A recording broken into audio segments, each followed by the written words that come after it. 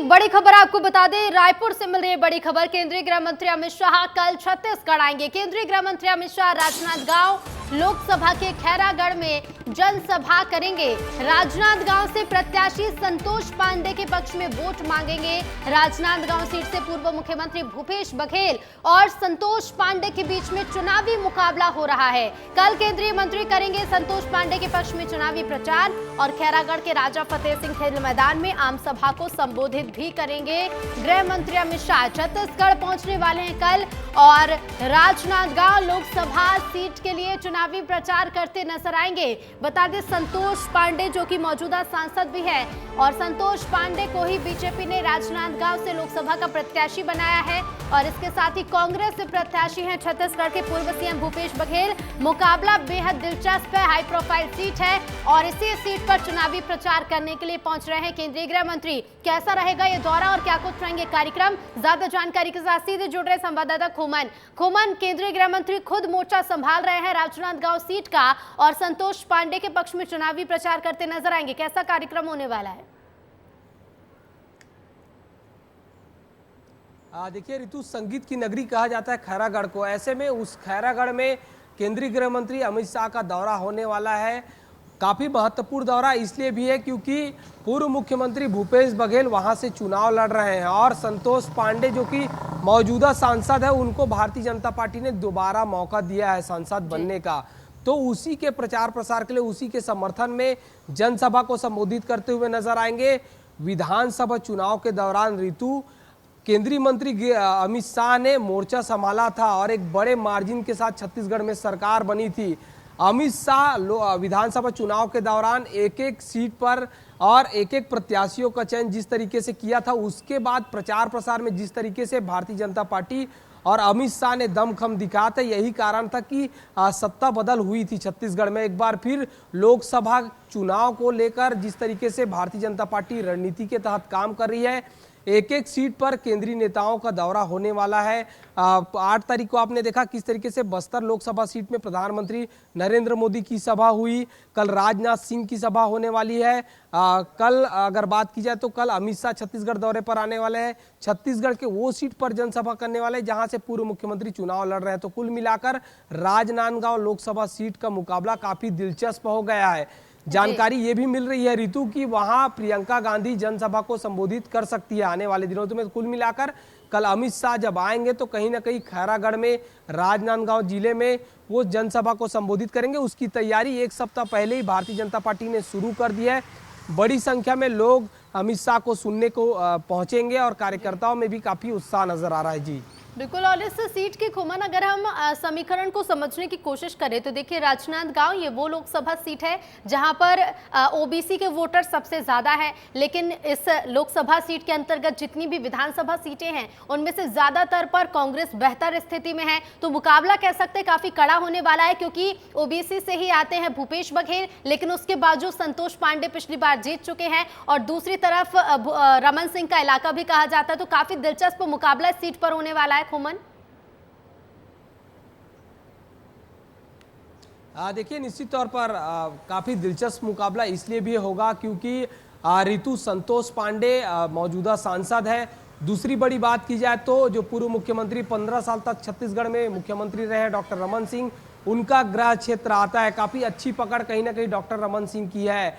ऐसे में उस किले को भेदने के लिए कांग्रेस पार्टी ने ओबीसी वर्ग से पूर्व मुख्यमंत्री भूपेश बघेल को चुनावी मैदान पर उतारा है और चुनावी मैदान में इस कदर डटे हुए पूर्व मुख्यमंत्री एक एक दिन में ऋतु 23 गांवों का, 24 गांवों का, 20 गांवों का पूर्व मुख्यमंत्री दौरा कर रहे हैं। सुबह 9 बजे घर से निकलते हैं, उसके बाद देर रात तक जनसभा को संबोधित करते हैं, लोगों से मिलते हैं। एक एक गांव में जाकर पूर्व मुख्यमंत्री जनसंपर्क कर रहे हैं, लोगों से बातचीत कर रहे हैं, समझाने का प्रयास कर रहे हैं। जिस तरीके से कांग्रेस पार्टी ने अपना घोषणा पत्र जारी किया उसको लेकर कहीं ना कहीं लोगों को बताने का प्रयास कर रहे हैं। खासकर जो महतारी योजना, न्याय योजना जो लाने वाली है कांग्रेस पार्टी, जो महिलाओं को 1 लाख रुपया देने वाली है कांग्रेस पार्टी, उसको बताने का प्रयास तमाम जो कांग्रेस के कैंडिडेट हैं छत्तीसगढ़ में वो बताने का प्रयास करें। तो कुल मिलाकर ओबीसी वर्ग से पूर्व मुख्यमंत्री भूपेश बघेल चुनावी मैदान में और जनरल जाति से जो है जिस तरीके से संतोष पांडे का उतारा गया तो काफी दिलचस्प मुकाबला है। लेकिन कहीं ना कहीं भारतीय जनता पार्टी के पास मोदी का चेहरा है, लेकिन कांग्रेस पार्टी के पास चेहरा बिल्कुल कौन खोमन, है? ये जिस देखना तरीके से बेहद लगातार दिलचस्प होगा ये कि कहा जाता है जातीय कि समीकरण प्रधानमंत्री इस बार बनने के कमाल लिए कई दिखाता तरीके है या फिर चेहरा कमाल दिखाएगा, मौजूदा सांसद पर जनता विश्वास करेगी या फिर पूर्व सीएम की ओर जाएगी। फिलहाल शुक्रिया खोमन आपका हमसे जुड़ने के लिए और जानकारी के लिए। तो केंद्रीय गृह मंत्री खुद बीजेपी प्रत्याशी के पक्ष में चुनावी प्रचार करते हुए नजर आएंगे। और चलिए आगे बढ़ेंगे और बात करेंगे मध्य प्रदेश की। भोपाल की अलीगंज हैदरी मस्जिद पर हर हर मोदी घर घर मोदी के नारों से गूंज उठी। बोहरा समाज ने एकजुट होकर नारा लगाया और प्रधानमंत्री नरेंद्र मोदी के पोस्टर भी लहराए। मस्जिद के आमिल जनाब जौहर अली ने पीएम मोदी की दिल खोलकर तारीफ की। उन्होंने कहा कि अल्लाह उन्हें कामयाबी दे।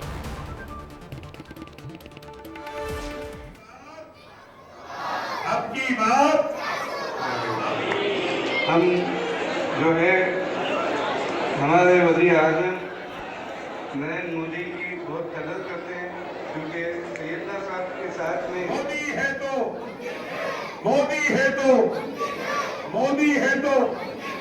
अब की बार हम जो है हमारे वज़ीर आज़म नरेंद्र मोदी की बहुत कदर। और खबर पर ज्यादा जानकारी के लिए सीधे रुख करेंगे, संवाददाता सूरज तिवारी हमारे साथ जुड़ रहे हैं। सूरज, हर हर मोदी घर घर मोदी, ये नारा तो आम हो चुका है, लेकिन ये नारा खास होता है जब ये नारा किसी मस्जिद में सुनाई देता है। अलीगंज हैदरी मस्जिद की हमने तस्वीरें भी देखी, लोगों को भी सुना, नारेबाजी करते हुए नजर आ रहे हैं, खूब जयकारे कर रहे हैं।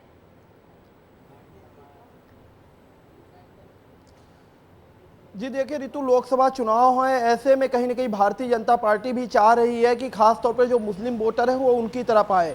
और ये वीडियो जो सामने आया है, जिस तरह से अब की बार 400 पार और मोदी है तो मुमकिन है कि नारा जो बोहरा समाज के मुस्लिम है और एक मस्जिद के अंदर लगा रहे हैं, तो ये कहीं ना कहीं बीजेपी के लिए सही साबित तब होगा जब ये वोट बैंक के रूप में भारतीय जनता पार्टी की तरफ जो मुस्लिम का वोट बैंक है तब्दील होगा।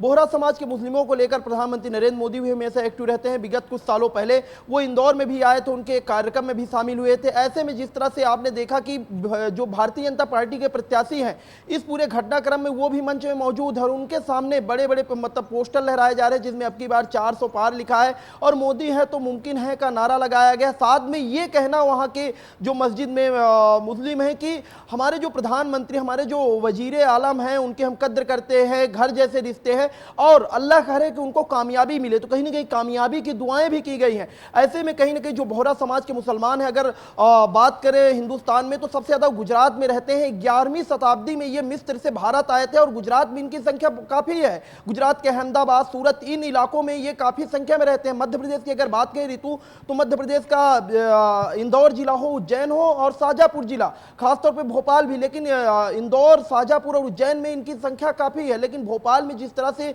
नारेबाजी लगाई गई है, जिस तरह से दुआएं कर रहे हैं प्रधानमंत्री नरेंद्र मोदी के कामयाबी की, तो बीजेपी के लिए कहीं ना कहीं ये एक खुशी वाली बात होगी, क्योंकि जिस तरह से भारतीय जनता पार्टी चाहती है कि मुस्लिम वोट बैंक भी अब उनकी तरफ आए, जिस तरह से प्रधानमंत्री नरेंद्र मोदी से लेकर आप तमाम बड़े नेताओं को देखेंगे कि उनकी कोशिश रहती है कि मुस्लिम वोट बैंक को किस तरह से अपनी तरफ लाया जाए और कई योजनाएं भी चलाई गई हैं। और जब हम चौपाल करने जाते हैं या बातचीत करने मुसलमानों के बीच भी जाते हैं तो ये सामने आता है कहीं ना कहीं मुस्लिम जो मतदाता है वो प्रधानमंत्री की कुछ ऐसी योजनाएं हैं जिनसे खुश है, उनके तक भी योजनाएं पहुंच रही है। यानी समाज के हर वर्ग, हर गरीब तक उनकी योजनाएं जिस तरह पहुंच रही हैं, वही फैक्ट होगा, वही कारण होगा कि अब मुस्लिम मतदाता भी जो है अब की बार 400 पार का नारा लगा रहे हैं, मोदी है तो मुमकिन है का नारा लगा रहे हैं। कहीं ना कहीं योजना जिस तरह से चलाई गई है प्रधानमंत्री नरेंद्र मोदी के कार्यकाल में, उन योजनाओं को प्रधानमंत्री नरेंद्र मोदी कहते हैं कि लाइन में खड़े अंतिम व्यक्ति तक हमारी योजनाएं पहुंचनी चाहिए। और जब आप लगातार दिखा रहे हैं विस्तार न्यूज में, जब चुनावी चौपाल और चाय पर चर्चा करते हैं तो अक्सर हम मुस्लिम के बीच भी जाते हैं।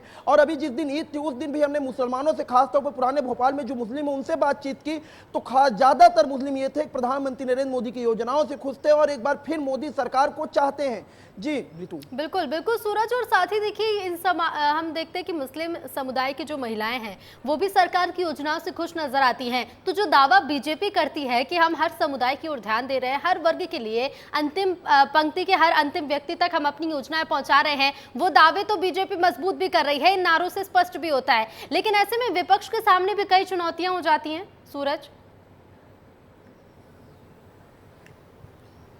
जी देखिए, विपक्ष के सामने चुनौतियां तो हर तरफ से है, क्योंकि भारतीय जनता पार्टी के सामने अगर विपक्ष की बात करें तो अभी इतना एक्टिव नजर नहीं आ रहा है।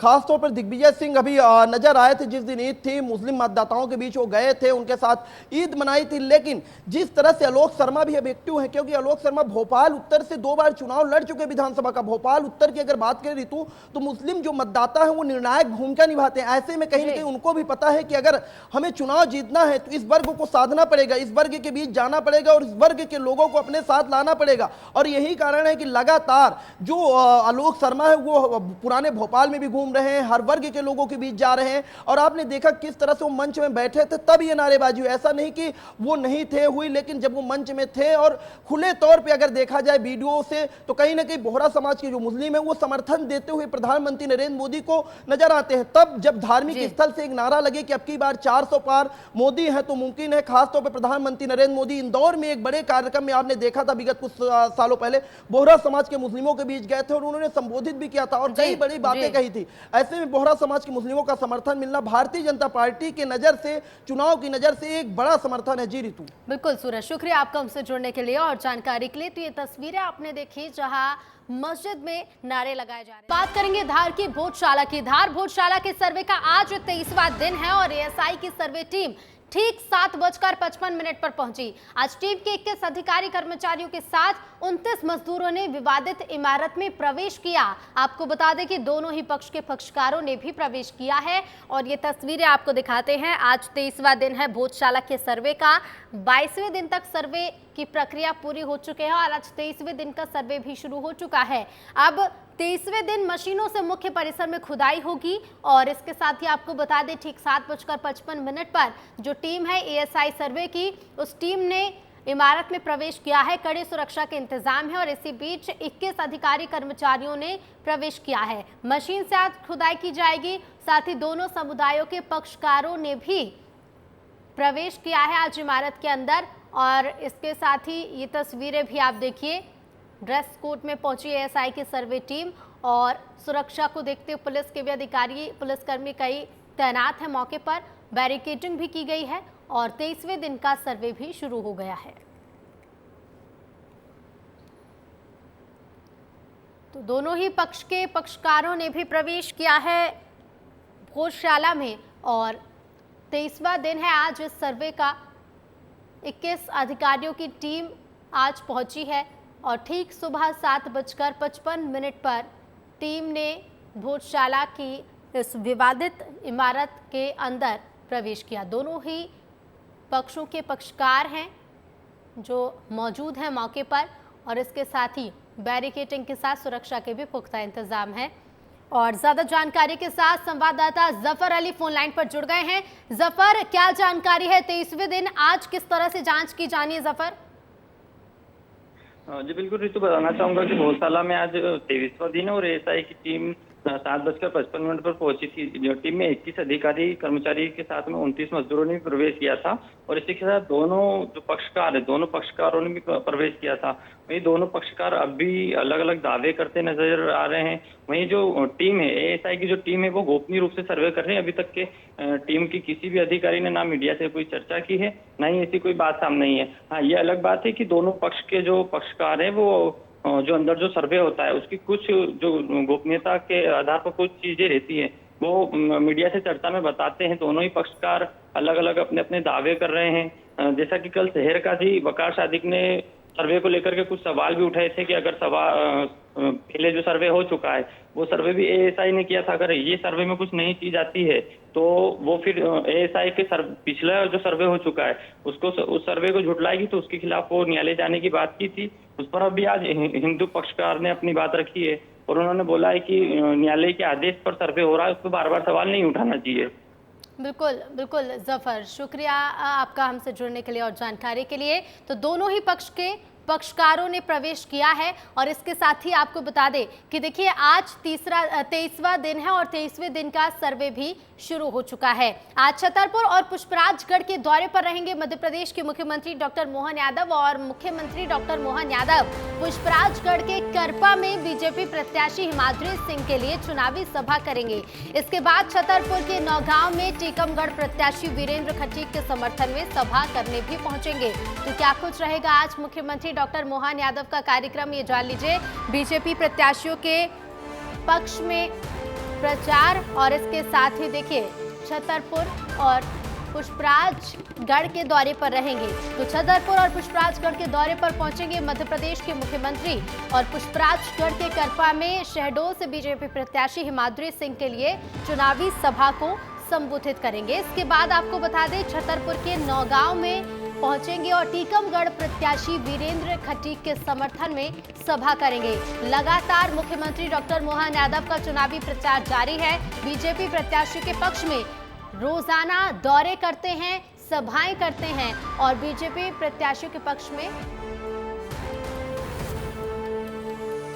में चुनावी प्रचार करते हैं। इसके साथ ही आपको बता दें मध्य प्रदेश में दिग्गजों के दौरे भी लगातार जारी है। केंद्र के मंत्री पहुंचते हैं मध्य प्रदेश और लगातार लोगों से जुड़ने की कोशिश कर रहे हैं। इसके साथ ही मुख्यमंत्री खुद मोर्चा संभाले और जगह जगह दौरे किए जा रहे हैं।